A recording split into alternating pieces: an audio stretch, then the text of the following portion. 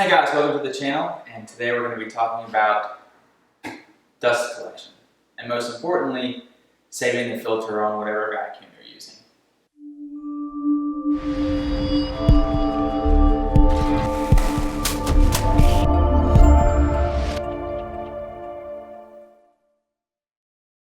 I have seen online many different types of cyclones that separate out dust and whatnot, drop it into a bucket for you.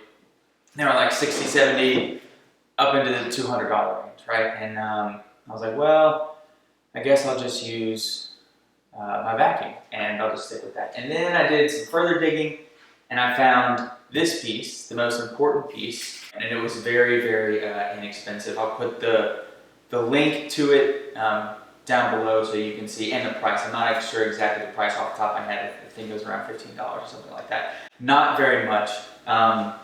This bucket is less than $5 at Home Depot. I got the top, I used some scrap plywood, and then I got some screws, and then I just used some rubber to help seal it, just to keep the air in. And then I throw a bag in here. When it fills up, I pop the top off. Just relatively simple. I just tie the bag up, take it out, drop a new bag in, put this on top. I'm ready to go.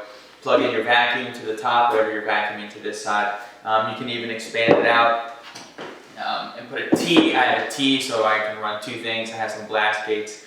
And that's how I run my dust collection. I pair my tools with an iVac so that it turns the vacuum on for me. I'll do another video on that.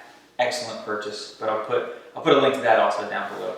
But this is really it, guys. So if you can see here, I just cut out not even a very well circle, but cut out a circle of plywood.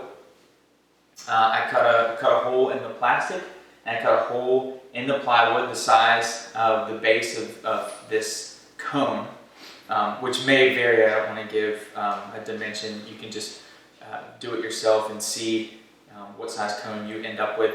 Got some big rubber washers just from Home Depot. And then I got some screws to go through to screw it down to the plywood and then through the plastic. The one revision that I would make is I would probably put the plywood on the top and another disc on the bottom. That was just to firm it up because I knew this having hoses pull on it and whatnot. Just having the cyclone part attached to the plastic over time would break and it was going to pull it all over. So I added the plywood thinking that would help stabilize it, and it does. But I think a better job would be putting another piece of plywood down here and then screwing them together through it just to keep it a little more solid. And that's it. Really, really simple construction. And I gotta tell you, I don't know if you can see how full this bucket is, but it does an absolutely excellent job. And the main thing is, before I was using filter bags, I was just using filters. And I would clog up a filter in what seemed like no time. Take it outside, try to shake it out, maybe even blow it out from the inside to prolong the life. And that just wasn't working. So I've paired this with a filter bag and a filter, and I can't tell you the last time that I actually changed the filter out on my vacuum. I change the bag every now and then because this will not catch everything. This will catch a majority of the stuff, and it does an amazing job. Dog hair, we use it to vacuum around the house sometimes, and of course sawdust and other things. But if you want to save your vacuum filter, absolutely make the $15, $20 investment and a little bit of time that it takes to make this, throw it on there.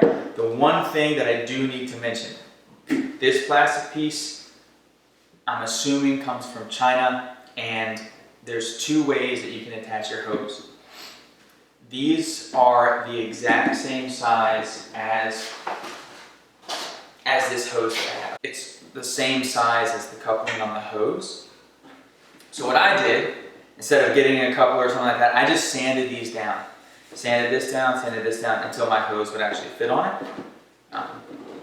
You may not like that. That's what I opted for. This is really, really thick plastic, so it can take a sanding, no problem.